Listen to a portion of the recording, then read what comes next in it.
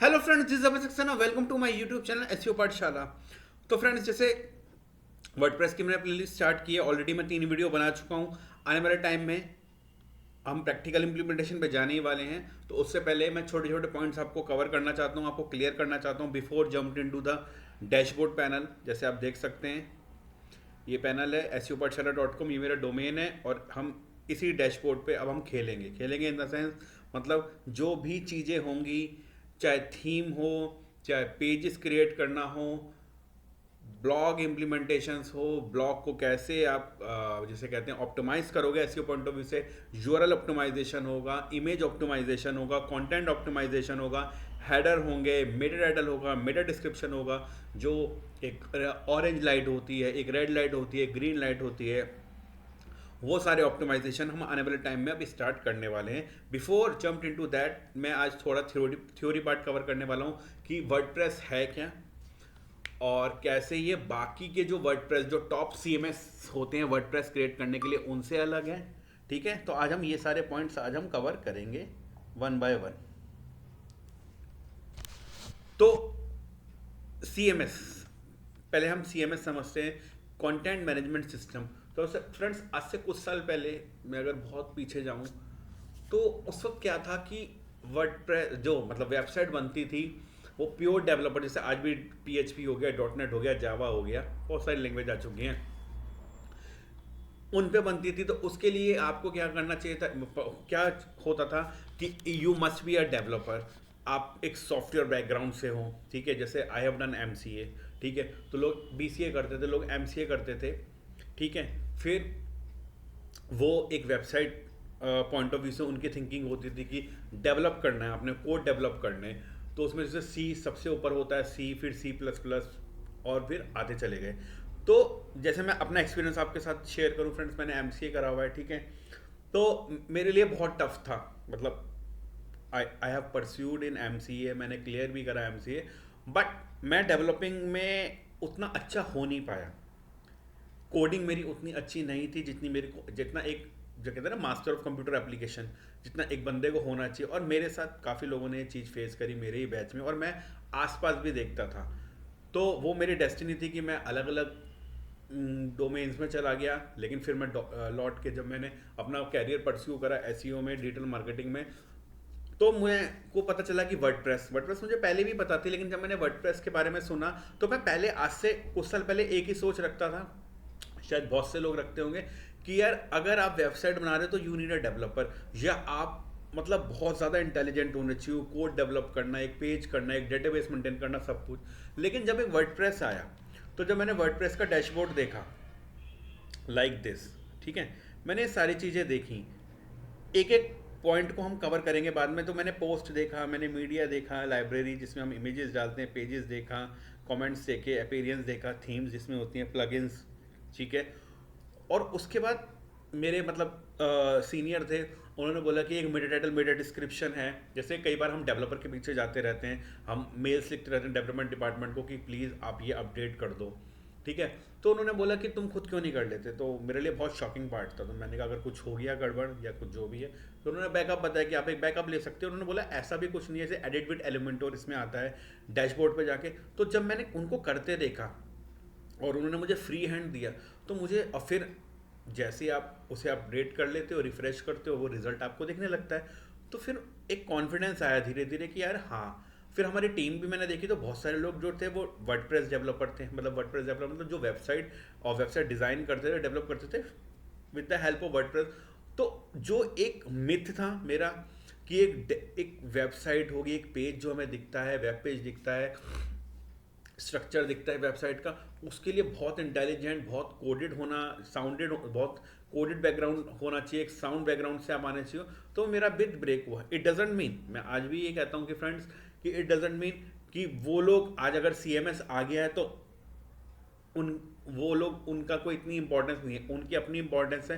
क्योंकि आज भी जब हम वर्डप्रेस या CMS को इस्तेमाल करते हैं, तो हम प्लगइन्स का इस्तेमाल करते हैं, ठीक है। हम प्लगइन्स का इस्तेमाल करते हैं, ऑल दो GTM आ चुका है, लेकिन प्लगइन्स का इस्तेमाल करते हैं। तब भी एक अगर कोडेड वेबसाइट होती है, जैसे PHP, जावा, डॉट नेट, ठीक है, आज भी जो अच्छी कंपनीज होती हैं, जो अच्छी कंपनीज होती हैं वो ये वेबसाइट यूज़ करती हैं, क्लाइंट्स जो होते हैं वो वेबसाइट यूज़ करते हैं। लेकिन सीएमएस आने से ये हुआ कि आपका वर्कलोड कम हो गया। मतलब एक जो डेवलपर पे कहीं ना कहीं एक प्रेशर रहा करता था उस टाइम, आज वो क्या है ना, डेलीगेशन ऑफ अथॉरिटी आ चुका है कि वो अगर आधे पौने घंटे का भी सेशन दे एक जूनियर को, एक डिजिटल मार्केटिंग के बंदे को जो एसईओ कर रहा हो, तो ही और she can implement those changes, update and reload करा, और वो विजिबल हो जाता है।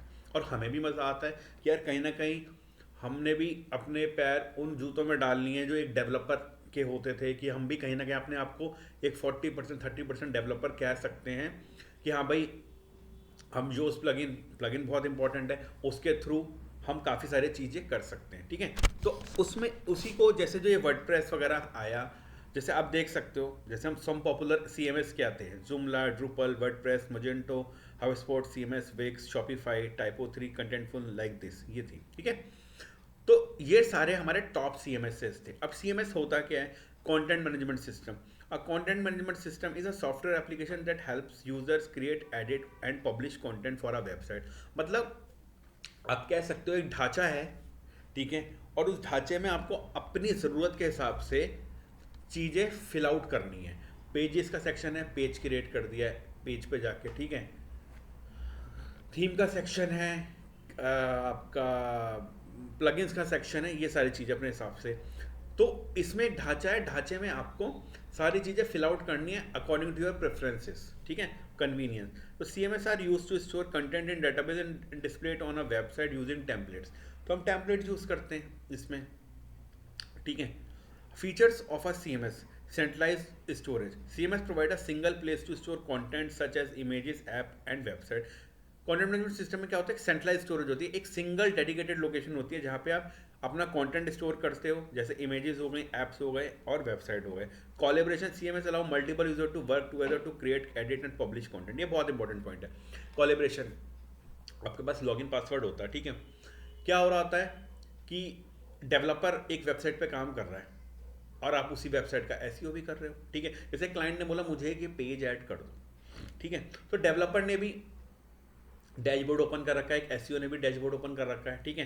तो वो अपने अपडेट कर रहा है, ऑप्टिमाइज कर रहा है, कोई कंटेंट ऑप्टिमाइज कर रहा है, कोई कंटेंट डाल रहा है वहाँ पे, वो डेवलपर पार्ट कर रहा है। तो इसमें क्या होता है कि बहुत सारे लोग एक ही साथ में क्रिएट, एडिट और पब्लिश कर सकते हैं content. Real time editing: CMS allow user to see how their content will appear before it publish. तो जैसे जब हम करेंगे तो यहाँ पे कुछ भी हम चीज़ें करते हैं, एक प्रीव्यू का आता है।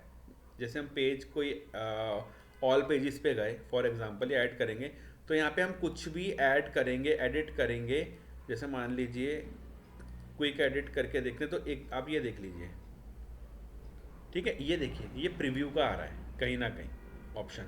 तो ये होता है before publish, we can see कि हमारा आफ्टर पब्लिश कैसा लगेगा, प्रीव्यू मोड ओपन हो जाता है। Integration: CMS can integrate with digital asset repositories to ensure resources are up to date. अब डिजिटल एसेट्स रिपोजिटोरीज क्या होती हैं कि जैसे अप टू डेट होना, एक मतलब वो सारे रिसोर्सेज हमारे अप टू डेट भी होते रहते हैं। तो मैंने नीचे इसके बारे में भी एक्सप्लेन करा। Digital asset repositories stores digital assets such as images, videos and files। तो जैसे हमारे इमेजेस हो गए, वीडियोस एंड फाइल्स हैं, हम अपलोड करते हैं जाके इमेजेस सेक्शन में, तो उसमें भी हमारे ऑल टेक्स्ट वगैरह आते हैं, वो सारे हो गए। और content item such as structure content such as blogs और press release that need to be publish for use within digital experience, website and other channels और ट्रांसलेटेड इनटू मल्टीपल लैंग्वेज। मतलब इस डिजिटल एसेट रिपोजिटोरीज, जो digital जो हमारी एक asset है, उसमें क्या होता है, हमारी काफ़ी सारी जो इमेजेस, वीडियोस, फाइल ये स्टोर होती हैं। कंटेंट आइटम जैसे ब्लॉग्स हो गया, प्रेस रिलीज होती है, और ये डिजिटल एक्सपीरियंस के हिसाब से हम पब्लिश करते रहते हैं और इनको मल्टीपल लैंग्वेज में ट्रांसलेट करते रहते हैं, ठीक है। अब जैसे मैंने बताया सम पॉपुलर CMS ये थे: Joomla, Drupal, WordPress, Magento, Wix, PrestaShop, Squarespace, Craft CMS, Ghost, BigCommerce, Crave, October, Sitecore, Cantico, Strapi, Adobe Experience Mana, Optimizely, Umbarco, Concentrate 5, Content Stack, ठीक है, ये सारे थे। But why WordPress outshined, why WordPress most of the time why people use WordPress, तो outshine क्यों हुआ, WordPress इन सब में क्यों अलग से एक दिखता है, तो उसका एक सबसे बड़ा कारण है एसईओ फ्रेंडली। मैंने ये भी लिखा है इज वर्डप्रेस एसईओ फ्रेंडली, तो वर्डप्रेस एसईओ फ्रेंडली था अपने आप में। तो उसी के कारण आप देखिए कि मेरे 5-6 साल के एक्सपीरियंस में मैंने देखा है, मैंने जितनी अब क्लाइंट हैंडल करे, मतलब जितने भी मेरे पास काम आया है या मैंने जितने भी एजेंसीज के लिए काम करा है, 95% जो वेबसाइट्स होती हैं वो वर्डप्रेस पे बनती हैं। और अब मैंने एक कंपनी में काम करा था, एक्ट क्राफ्ट करके कंपनी थी, आज से 2-3 साल पहले।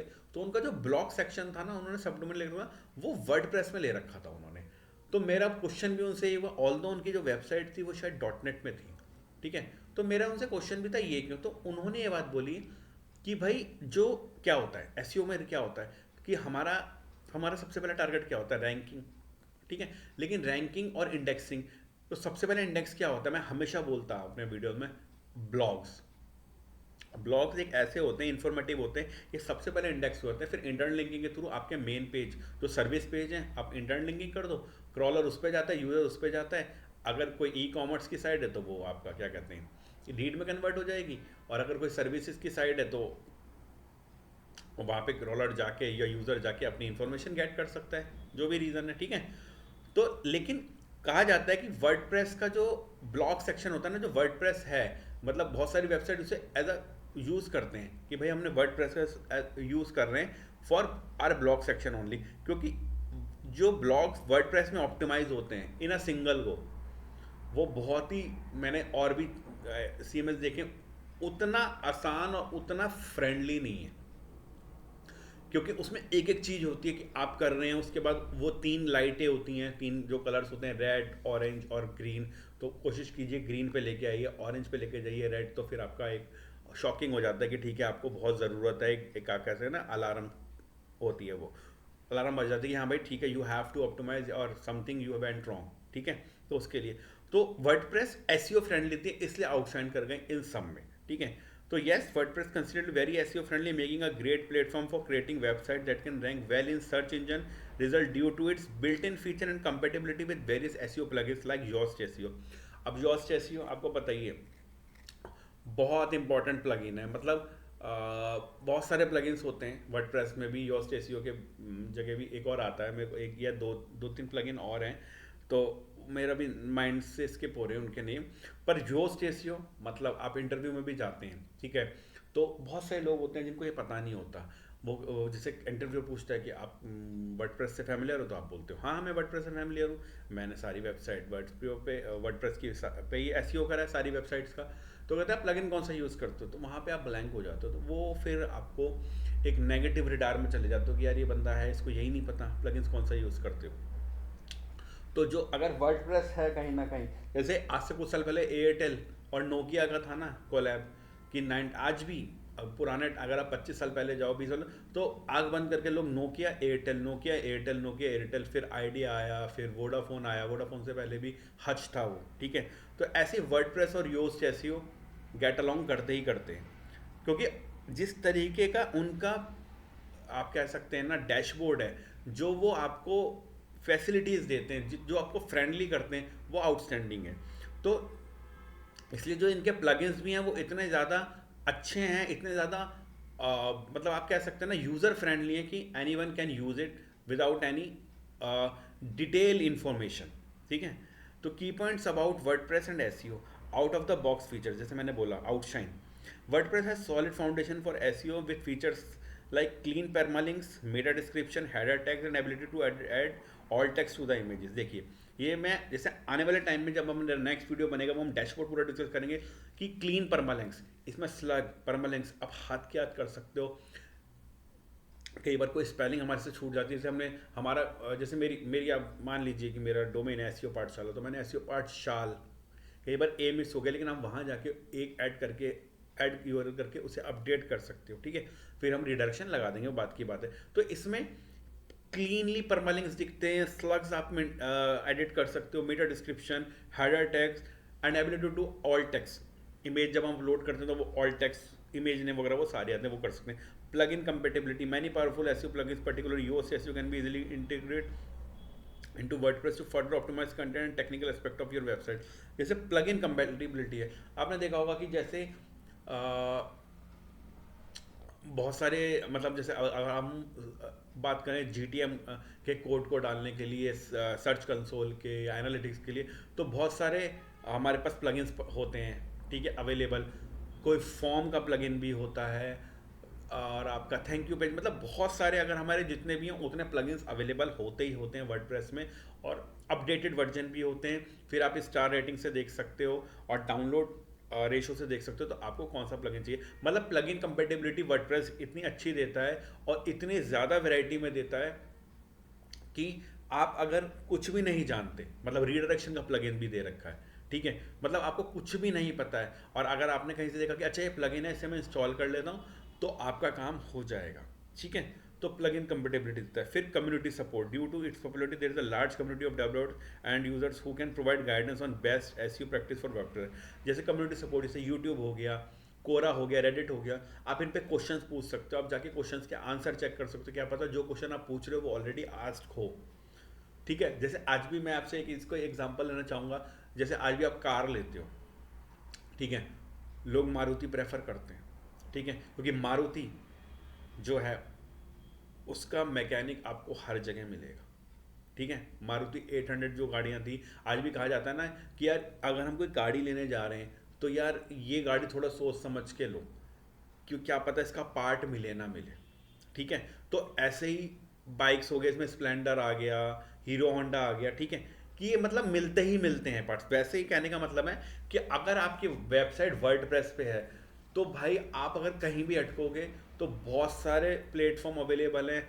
आंसर बाय पब्लिक है, यूट्यूब तो है ही है, उसके बाद आपका कोरा है, रेडिट है, बहुत सारे हैं, इवन गूगल है, बहुत सारे ब्लॉग्स लोग डालते हैं मीडियम पे, ब्लॉगर्स पे। तो आपको ऐसा होगा ही नहीं कहीं आप अटके तो आपको उसको सोल्यूशन नहीं मिलेगा। तो इसलिए कहते हैं ना, चीज़ वो करो कहीं आप अटको तो उसके सॉल्यूशंस आपको कहीं ना कहीं मिल जाएं।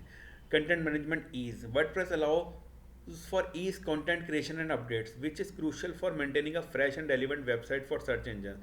मतलब WordPress allows for easy content creation and update, मतलब इतना ईजी होता है कंटेंट क्रिएट करना और उसे अपडेट करना। कंटेंट आपको कंटेंट एडिटर से मिल गया, ठीक है, उसके बाद आपने कंटेंट वहाँ पे डाल दिया, उसके बाद उसे अपडेट करना वो इतना आसान होता है। फीचर इमेज लगाना, मेन इमेज लगाना, H1 किसको सेलेक्ट करना है, लिंक्स कैसे लगाने हैं, एंकर टेक्स्ट कैसे लगाने हैं, फिर साइड में आपके बहुत सारे ऑप्शंस होते हैं उनको क्लिक करना, मतलब टैग्स करना, इतनी ज़्यादा चीज़ें आपको मिलती हैं और उनके इनके सॉल्यूशंस आपको मतलब थरली आप इंटरनेट पर चेक करो तो आपको मिल ही जाएंगे। तो कंटेंट मैनेजमेंट करना इतना आसान होता है वर्डप्रेस में, उसे अपडेट करना। और content management in terms of SEO optimization, SEO management, कि किसी भी कंटेंट को आप एसईओ वाइज कैसे ऑप्टिमाइज कर सकते हो, उसका यूआरएल कैसे कर सकते हो, H1 कैसे कर सकते हो, Meta title, Meta description, all these image and all that, site map हो गया, रोबोट टेक्स्ट हो गया, ये सारी चीज़ें हैं, ठीक है। तो इसलिए इतने सारे ये जितने भी टॉप CMS थे इन वेबसाइट में, तो उसमें इसलिए वर्डप्रेस आउटशाइन करा है क्योंकि वर्डप्रेस कहीं ना कहीं बहुत ज़्यादा एसईओ फ्रेंडली। शॉपिफाई है, ये ई कॉमर्स के लिए यूज़ हो सकता है, जुमला ई कॉमर्स, मैजेंटो बन सकते हैं, लेकिन इन सब के लिए जुमला हो गया, मैजेंटो हो गया, यहाँ पे भी आप ये भी CMS से बना सकते हो, लेकिन इसमें कहीं ना कहीं थोड़ा सा आपको कोडिंग पार्ट में थोड़ा सा स्ट्रांग होना पड़ेगा आपको, ठीक है। जब आज मुझ जैसा बंदा जो अपना डिजिटल मार्केटिंग का एसईओ करता है, ठीक है, आज वो वर्डप्रेस में आ रहा है, उसने अपना डोमेन लिया, वर्ड होस्टिंगर से लिया, डोमेन लिया, और वो वर्डप्रेस की तरफ कर रहा है क्योंकि उसे भी पता है कि मार्केट आज की डेट में किस तरफ जा रही है। अपने अगर कोई भी वेबसाइट बनाता है, हाँ भाई वर्डप्रेस से बना दो, वर्डप्रेस डेवलपर्स की बहुत डिमांड है, और क्योंकि डिमांड है वर्डप्रेस ही इतना अच्छा है फॉर एसईओ पर्सपेक्टिव। अगर आप एसईओ फील्ड में हैं तो एसईओ फ्रेंडली वर्डप्रेस से अच्छा CMS नहीं है, ठीक है।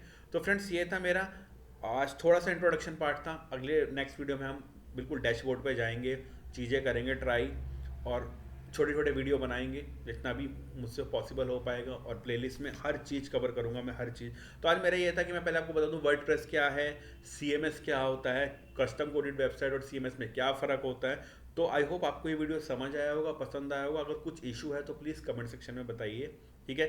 नेक्स्ट तो फिर प्रैक्टिकल इम्प्लीमेंटेशन डैशबोर्ड हमारे पास है ही, वो फिर स्टार्ट हो ही जाएगा, ठीक है, इधर। So thank you friends, thanks a lot. अगर कंटेंट अच्छा लग रहा है तो प्लीज़ चैनल को सब्सक्राइब कीजिए, लाइक कीजिए, शेयर कीजिए।